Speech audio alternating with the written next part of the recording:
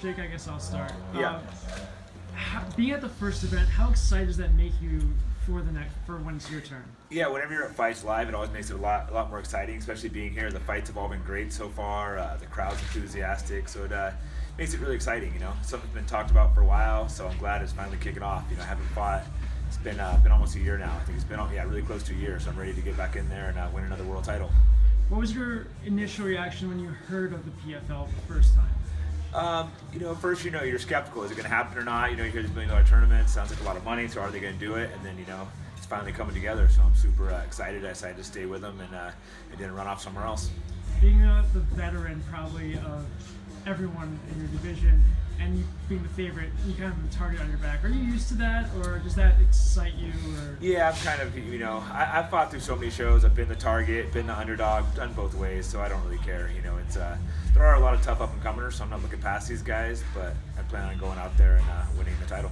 And with it being a different format, do you have a different strategy for getting through the season, especially when the rules change a little bit? I'm just trying to get through each fight at a time. The rules change are pretty small, the elbows. It's just a matter of getting through 5 fights in a row. That's going to be tough, but I think I'm someone looking, stay focused and stay healthy and do it. And lastly, from me, if you win that $1 million, what are you doing with it? Luckily I've already made some pretty good money in investments in the sport, so I'm not broke, but $1 million is still a good chunk of money. So not one thing I'll do, but probably take a nice trip, take a little time off before I get back, maybe do a couple more fights. Thank you. Jake, Xavier Porter, BrooklynFights.com. Nice to meet you. So can you tell us what separates PFL from UFC and MMA?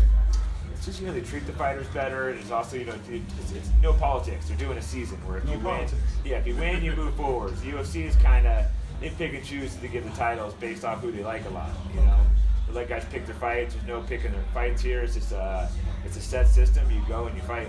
What about Bellator? Bellator, never fought for him. I fought for Scott Coker, who's had Strikeforce, and I like Scott, so nothing bad to say about him. So. Well, the format is similar to Bellator to UFC. The Bellator and UFC is pretty much the same format. This is the first time where they've done it where it's like a season, to get in the tournament, and then the tournament moves forward regardless of politics. So I think it's they have an exact system of who fights who, the seeding. I think it's pretty interesting. Now your next fight is scheduled when? July 5th. How excited are you for that? Yeah, I haven't fought in a while, so I'm super excited to go out there and fight again. Jake, Michael DeSantis, I'm at Maysucker.com. Nice to meet you. What are your thoughts on your opponent? I think he's talented. He's a good wrestler, a heavy power puncher. The crazy thing is I actually fought his father twice. It shows how long I've been in the sport. Lost him the first time, then came back and submitted him. And it's crazy that when I saw the name, I'm like, Ray Cooper sounds familiar. And looked him up, and sure enough, it was the son of the guy I fought. So I think that's super interesting, but adds some extra excitement to it. And what are your thoughts on the PFL point system where you get more points for a finish? Yeah, they got to do something for seeding the tournament, so it makes sense.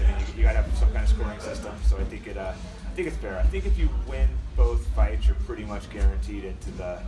I haven't calculated, but I'm pretty sure that would guarantee you into the tournament. So if that's the case, then what do? You have to find some way to pick and choose who you're going to cut.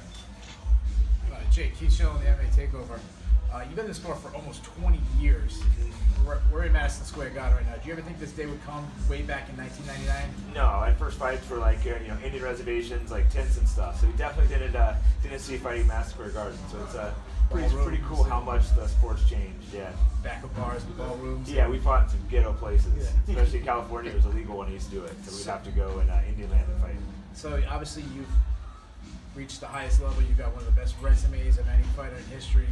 You've been a Strikeforce champion. You challenged for UFC title. You're in the PFL. You're the favorite to win. But you never got a $1 million payday. Is that surreal? Yeah, like I said, I've fought in all these shows, won world titles, fought all over the world. But if I win this, that'll be my best payday still. So it's pretty crazy. What would that do for your legacy, to cement your legacy? What would that do? I think it'd do a lot because I've already accomplished so much. If I go out and win another world title at 39, it just shows how great I am. All these young up and comers, they go out there and beat all these guys. Obviously, you're an extremely accomplished grappler, extremely accomplished wrestler. Kind of using your game plan to take someone down, submit them. Do you believe, based on that and the chance of not getting injured by taking to the ground, that actually favors you even more? I think if you take less damage, you're more likely to be healthy for your next fight. There's no doubt about that. You want to go in there and take the least amount of damage as possible and win these fights. So, 39 years old. You win $1 million at the end of the year. Any chance you say, hey, you can't get better than this? And Yeah, call it there's quit? definitely a chance. I'm not gonna say I am gonna retire, but yeah, there's definitely a possibility. You know, you might win this and be like, hey, what do I want to do it? Or I might win it and be like, hey, I still feel great. Maybe I'll hop in there and do some more. So I just take it one fight at a time right now. Like I said, my very last question. Like I said, you fought the best of the best. Yeah. You look at this field you're going against. You know the 11 guys. Is there one guy that stands out that you say, hey, this might be a tricky opponent? I think there's 4 or 5 guys that are pretty tough in here. I looked at everything, I could beat everyone, but there's also some guys that, give me trouble. I'm not gonna be unrealistic. Like, oh, this is a walkthrough. I mean, any one of these guys is dangerous. Is there anybody in particular though? There's not one particular guy. There's a few tough guys in here.